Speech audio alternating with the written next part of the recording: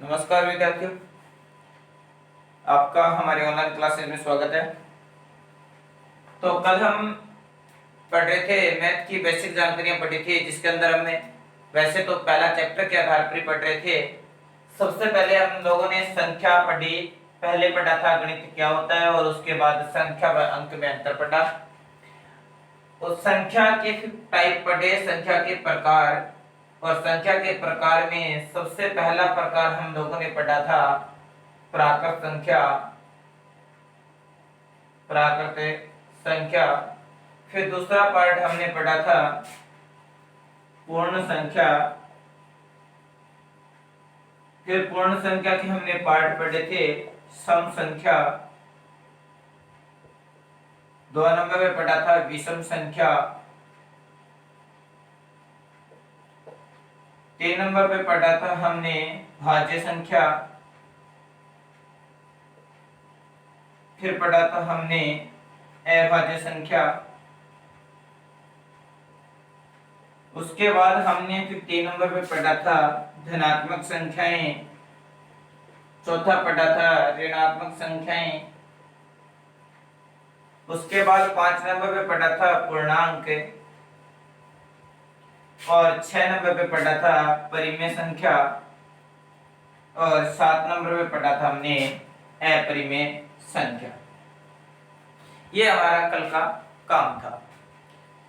अब लोगों को यहां तक कभी हो गया था अपरिमेय संख्या तक। अब हमें नेक्स्ट पढ़ने जा रहे हैं वास्तविक संख्याएं। वो क्या होती है?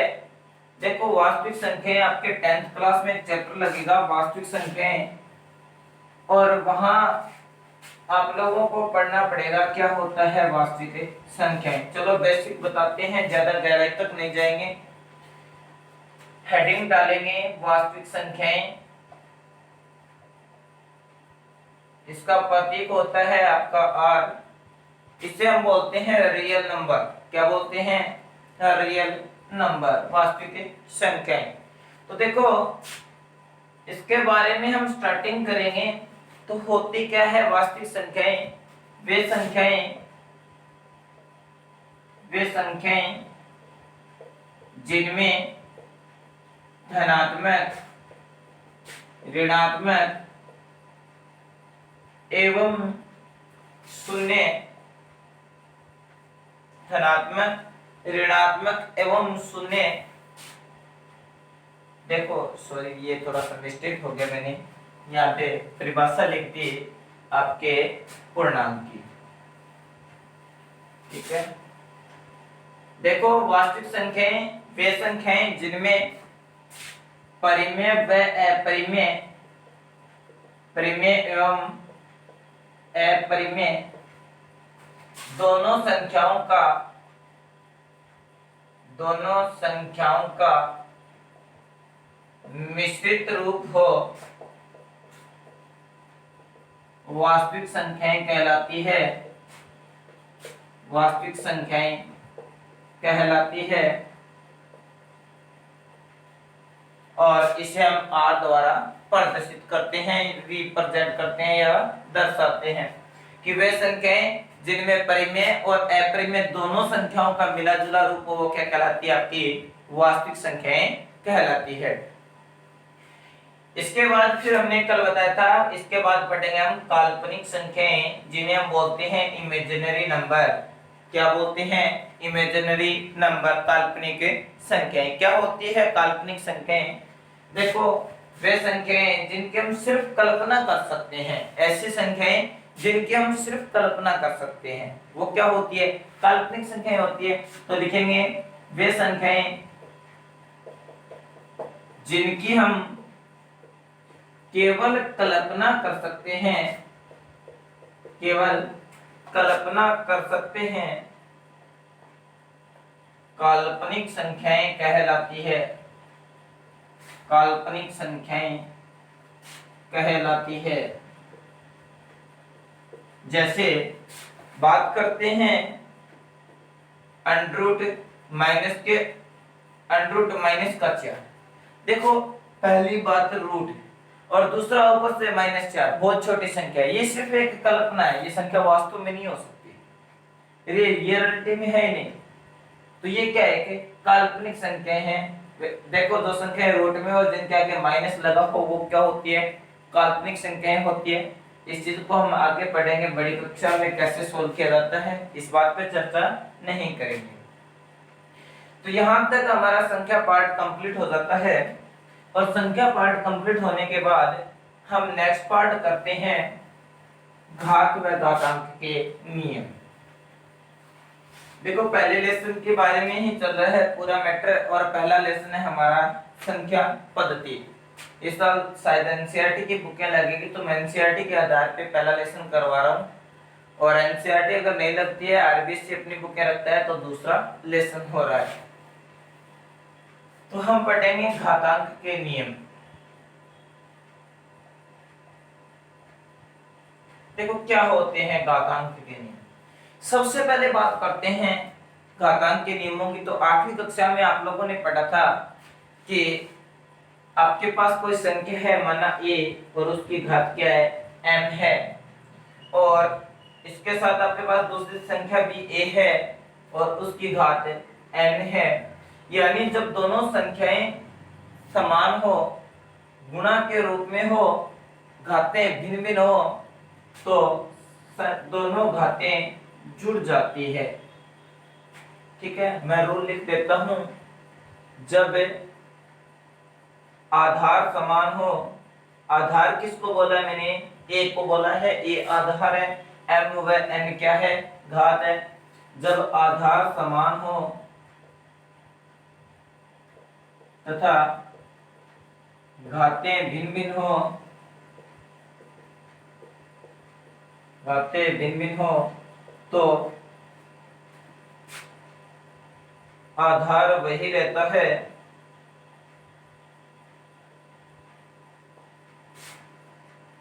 तथा आधार वही रहता है तथा घातें जुड़ जाती है, घातें जुड़ जाती है। मैंने इसके अंदर एक लाइन लिखना भूल गया कि आधार समान हो और गुणा के रूप में हो। यहाँ पे लिख लेना और गुणा के रूप में हो तथा घातें भिन्न भिन्न हो तो आधार वही रहता है और घातें क्या हो जाती है, जुड़ जाती है। हो गया क्लियर।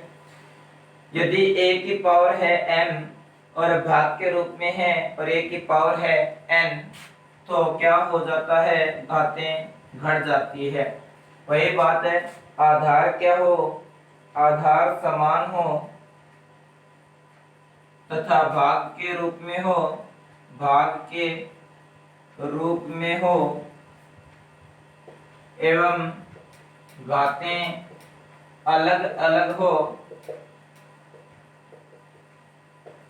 अलग अलग हो तो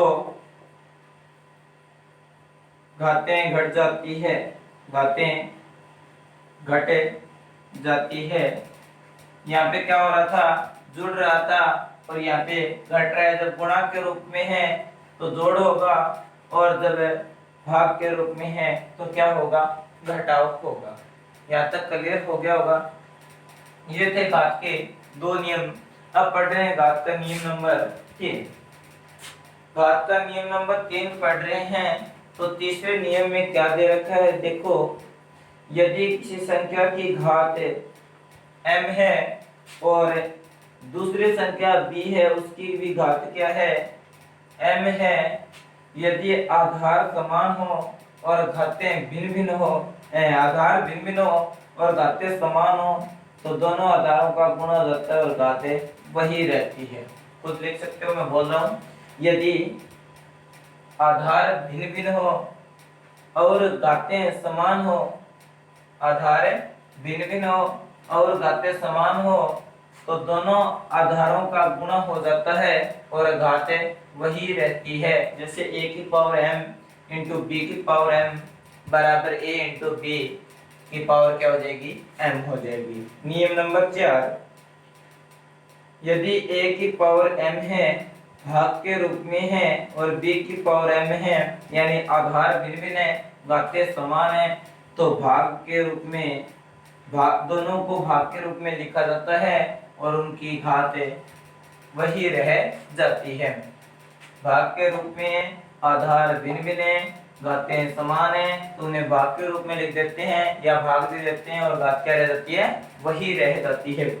नियम नंबर 5, यदि किसी संख्या की घात 0 हो तो उसका मान क्या हो जाता है, 1 हो जाता है। यदि किसी संख्या की घात 0 हो तो उसका मान क्या हो जाता है, 1 हो जाता है।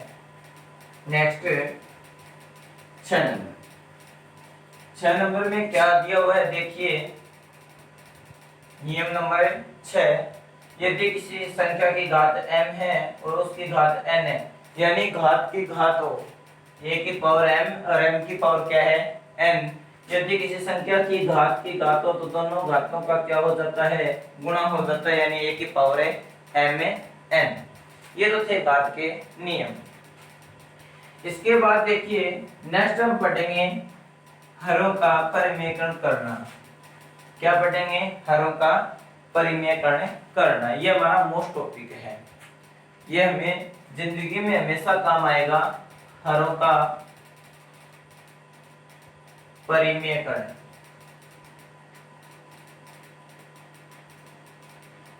देखो होता क्या है, सबसे पहले आपको एक बात बताते हैं, आपने देखा होगा ये किसका निशान होता है, आप बोलोगे वर्गमूल का, रूट का, अंडर रूट का, ये शब्द काम में लेते हैं।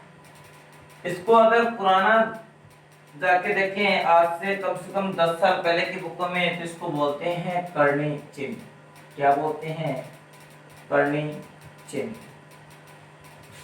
कर्णी चिन्ह, ठीक है, इसका नाम क्या होता था, कर्णी चिन्ह। अब देखो वहां पे कर्णी चिन्ह बोलते थे और अब क्या बोलते हैं, वर्गमूल बोलते हैं। फिर इसको अंडर रूट बोलना स्टार्ट किया और अब सिर्फ क्या समझ लेते हैं, रूट। इसको सॉल्ट करते जा रहे हैं। हमें करना है हरों का परिमेयकरण, और ये कब होता है, देखो आपके पास एक भिन्न है और भिन्न में एक अंश होता है और बटे में क्या होता है, हर। दो चीजें होती हैं। अब देखो अंश आपके पास चाहे कुछ भी हो चलेगा, लेकिन याद रखना हर आपके पास रूट में है, तभी आप हरों का परिमेयकरण कर सकते हो। किसमें होना चाहिए, रूट में। जैसे आपको दे दिया 1/√2, बोला है हरों का परिमेयकरण करना है, तो देखो बटे में रूट है, अगर डायरेक्ट संख्या है, अकेला √2 है या √2 के गुणा में कोई संख्या है, अकेला है या फिर गुणा में कोई संख्या है, तो आप उसी संख्या को ऊपर व नीचे क्या कर दो, गुणा कर दो। करते हैं √2 एकम √2 और √2 को √2 से गुणा करेंगे, क्या आएगा, 2 आएगा। अब मोस्ट बात बताने जा रहा हूं, देखो जब रूट में हमारे पास a है और इधर भी रूट में हमारे पास क्या है, a है, दोनों साइड रूट में क्या है, a। अब ये दोनों जब एक जैसी संख्याएं हो और रूट में हो तो दोनों का रूट हट जाता है, केवल क्या आती है, संख्या। कैसे, a की घात कितनी है, 1/2, रूट का मतलब घात आदि, और इधर भी a की घात कितनी है, आदि। आधार समान है, गुणा के रूप में घातें हैं, क्या हो जाएगी, जुड़ जाएगी। तो a की पावर 1/2 प्लस 1/2, 1/2 और 1/2 कितना होता है, 1 होता है, यानी a की पावर 1। तो इसी प्रकार से यहाँ पे 2 है, यहाँ पे 2 है, तो क्या बन जाएगा हमारे पास, 2 बन जाएगा। और अगर हमारे पास यहाँ पे a है, यहाँ पे a है, तो यहाँ पे क्या आ जाएगा, a आ जाएगा। हो गया, चलिए मैंने पहले 2 लिख दिया शायद, क्योंकि थोड़ा क्वेश्चन चल रहा था ना, इसीलिए। इसके बाद देखिए अगर आपके पास एक साइड a है और एक रूट में क्या है, b है, एक रूट में क्या है, a है और एक रूट में b है, तो हम क्या लिख सकते हैं, √a/b, दोनों को गुणा के रूप में लिखते हैं, रूट से बाहर नहीं निकाल सकते। जैसे √2 × √3, तो क्या बोलेंगे, √6। हो गया क्लियर। अब देखो नेक्स्ट है, दूसरी चीज एक याद रखना, जैसे आपको दे दिया ऊपर √2 प्लस का 1, क्या दे दिया, √2 प्लस का 1, और बटे में आपके पास है √2, तो कभी भी ऐसे काट नहीं सकते, क्योंकि ऊपर प्लस में क्या है, 1 है, या प्लस में कोई भी संख्या है। तो सबसे पहले हमने क्या किया, 1/√2 को मल्टीप्लाई कर रहे हैं √2 बटा √2 से, तो √2 एकम √2 हो गया और √2 कितने भी आपके 2 हो गए। नेक्स्ट देखिए, आपके पास मान लो क्वेश्चन आ गया, बटे में जो संख्या है वो आ गई जैसे √2 + 3, ये अब करेंगे हरों का प्रमेय। तो याद रखना यहाँ पे चाहे दोनों रूट में हो संख्या, बस याद इतना रखना है यहाँ पे अगर प्लस में है तो हरों का प्रमेयकरण जब करोगे तो किससे करोगे, माइनस से करोगे, चिन्ह बदल जाता है। ठीक है, अगर यहाँ पे माइनस है तो किससे करोगे, प्लस से। तो देखो इसको किया तो √2 - 3 और a इसको मानेंगे a, ये b, ये फिर a और ये माइनस का b। देखो सेम संख्या a + b और a - b, याद रखना a + b और a - b 8वीं क्लास में वैसे सीखा था आपने, a की स्क्वायर माइनस क्या होता है, b की स्क्वायर। तो यहाँ पे a की वैल्यू √2 है, इधर b √2 है, तो √2 की स्क्वायर माइनस b की वैल्यू 3 है, तो यहाँ पे लिखेंगे 3 की स्क्वायर।